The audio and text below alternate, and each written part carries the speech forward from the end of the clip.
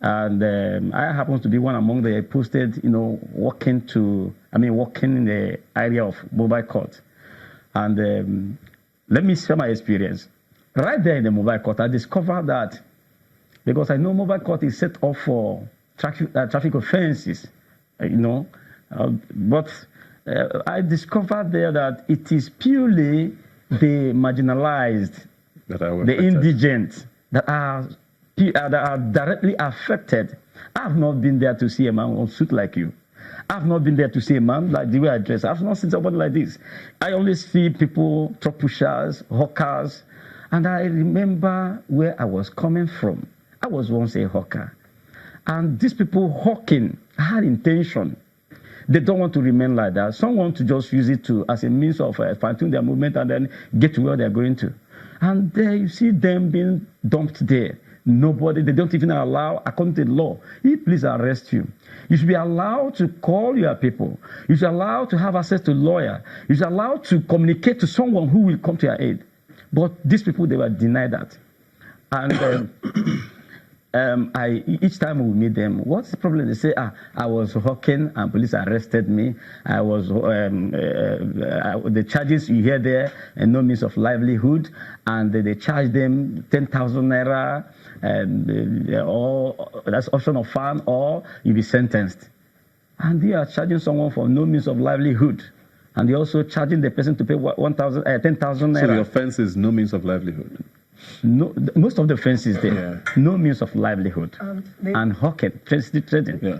They also have the one of wandering without no means of livelihood. And what I want to cut out from it is the law has been abolished in the military regime 1989. Yeah. So when we get to court, still hearing that they are using that against the poor people, the less privileged one, we feel somehow this law is not.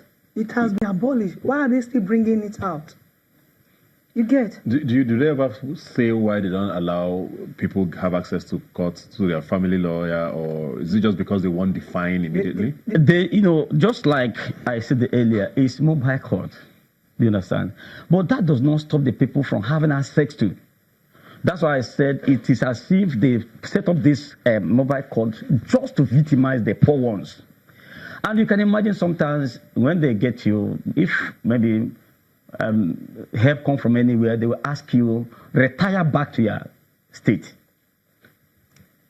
You can imagine where we are deporting our own people from denying them their rights. Yeah. Go back to your village. We don't want to see you again. Some even they will persuade them to ride on a taken. Because if we see you here again, we'll make sure you go to prison.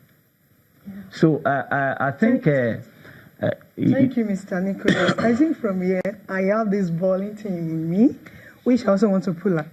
In terms of asking the poor ones to sign, those suspects at the mobile court level, asking them to sign, I also have a witness of that.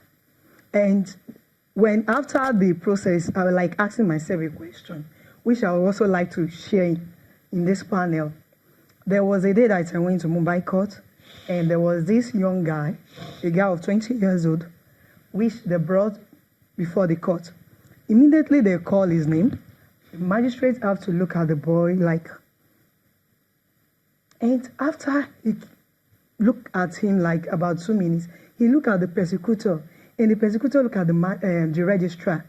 And the next word at the altar is that this boy has been here like 3 times.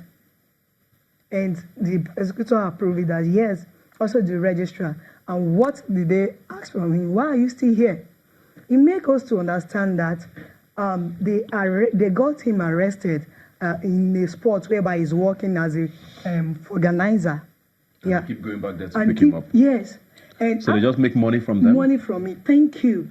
And since the boy didn't have any other alternative, he still have to go back to that place. And they come back and pick him. Yes. At the end of the day, the magistrate make him to understand that didn't he have relative? He said they only have mom, but he didn't have that. And what happened to his mom? His mom is sick, which he also need money to support her. Yeah. So, and the next word that the magistrate will utter is let him go back to his state. the minute I was like, what if they ask me to go back to my own state? Where will I start from? Yeah. Let's quickly wrap up now because we're almost out of time. I just want to find out from you now, what's the way forward with what you people are doing? I think, the way forward is, I think the world should hear us. In the first place, we can't say that for the fact that one is poor has become a crime. Yeah. That's one thing we should register in our mind. That someone is poor does not mean that has become a crime on him or her. Like I stated earlier, I started from hawking. And today you can't see me on the street and call me a hawker anymore. But I started somewhere. So I am saying that government should look into this properly because we are trying to build a city, an inclusive city. For everybody. For everybody. Where the poor and the rich could come together and have a common life. All right. So I think government, especially Lagos State government, should look into this very properly and know that you can't detach the poor. If you try to detach them, even if you evict them here, you have created another room somewhere. They can't just leave. They will go to another place and then start another settlement. Well, thank you very much. So I think basically, hopefully government is listening and policy is what we really want to probably restructure and make sure, and the economy basically, and create jobs, because those are the issues that are bedeviling us. Thank you very much for being here today. We're going to take a break now, and we'll be right back. Please stay with us.